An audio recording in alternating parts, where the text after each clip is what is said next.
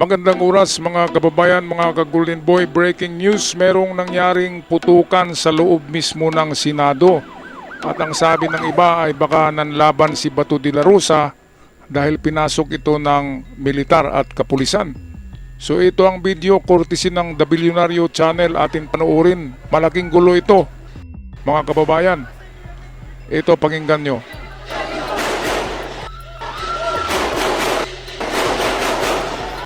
Ayun.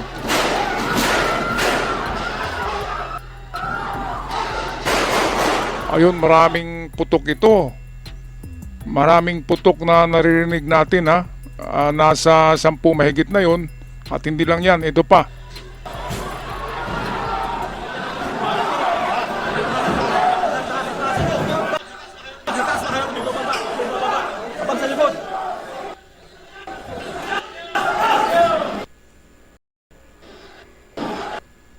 Grabe talaga ang kaguluhan mga kababayan, no? Mga ka-Golden Boy. Hindi ito AI, klaro naman na hindi AI video ito. Wala namang ibang talagang manlalaban sa loob ng Senado kundi si Bato de la Rosa lamang. Pwedeng merong bodyguard ito. 'Di ba?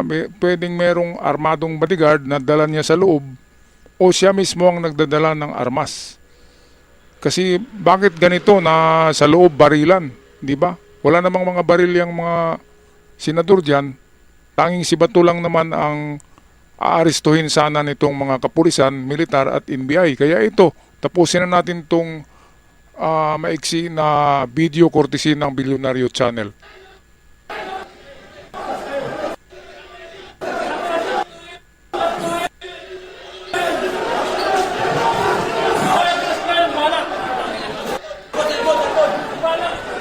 Ayun o. Ayan na yung militar o.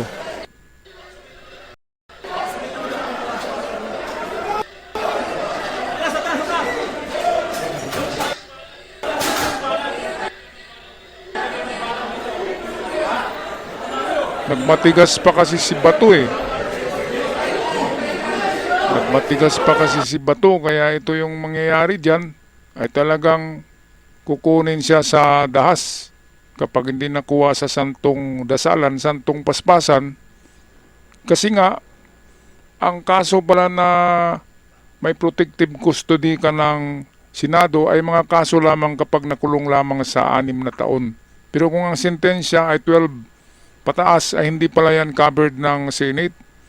Kaya walang proteksyon pala talaga si Bato kung idaan ito sa batas. Kaya ayan na, kinuha na siya ng sapilitan dyan, mga kababayan. Wala namang ibang kukunin ng militar sa loob ng Senado, si Bato lang talaga.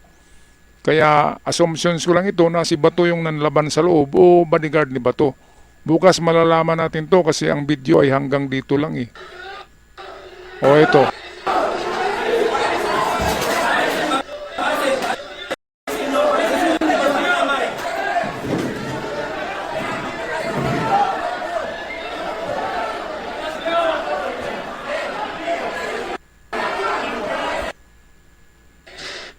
Ayun, meron pa oh.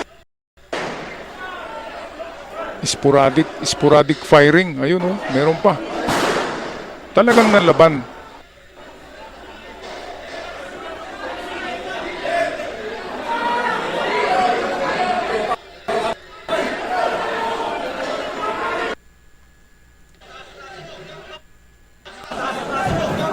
Okay, so ano kaya sa tingin nyo to mga ka-Golden Boy, mga kababayan?